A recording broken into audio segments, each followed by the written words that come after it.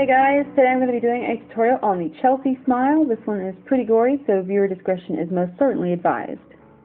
Let me begin by defining the Chelsea smile.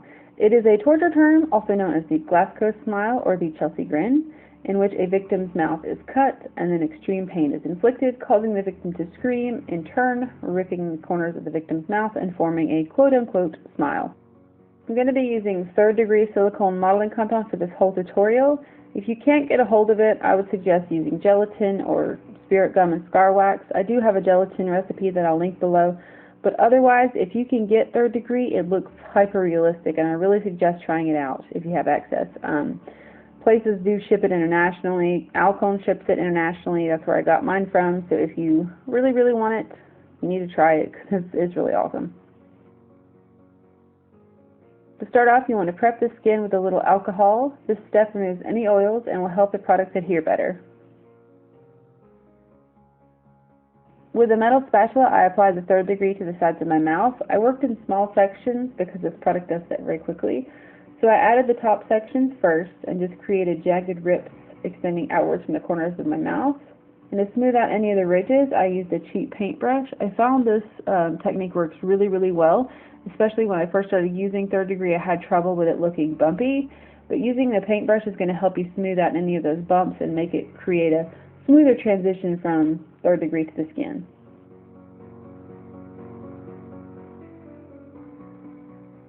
I then used the spatula and a brush again to shape the edges of the wound, and I really wanted that ripped, jagged kind of texture.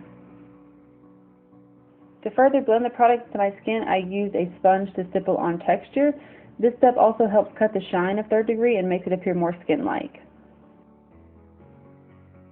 I did a few layers of this to build up the edges and make it appear more ripped. Next, I applied another line of third degree parallel to the upper line. Again, using the spatula, paintbrush, and sponge, I created the bottom half of the smile.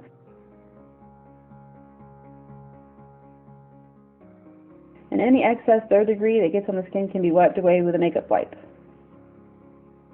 I did use a flesh-colored version of the third degree for this, but I decided to powder it to help it blend into my skin better. Most of this area will be painted, but the powder also helps take away the shine. To color the smile, I went with a Real Color Wheel palette, the Ben Nye Master Bruise Wheel, and 99% alcohol, and I started off with a base of red, making sure to apply it to every crevice of the wound.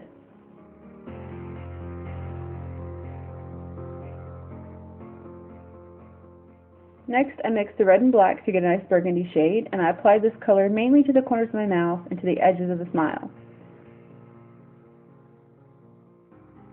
I also used the deep red shade in the Ben Nye wheel. This color is really pigmented, and it really helped to add that added depth I was looking for.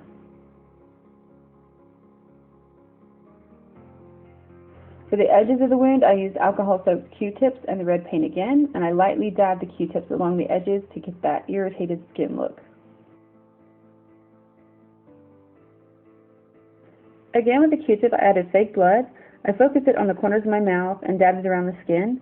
I added a few drips coming from the wound as well to simulate blood gushing from your smile. I do have a video on fake blood that I'll link in the info box below if you'd like to see it.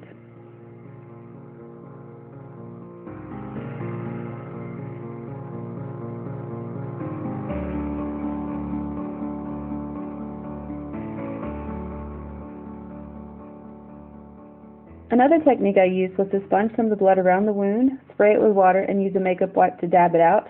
This helps it from looking too patchy.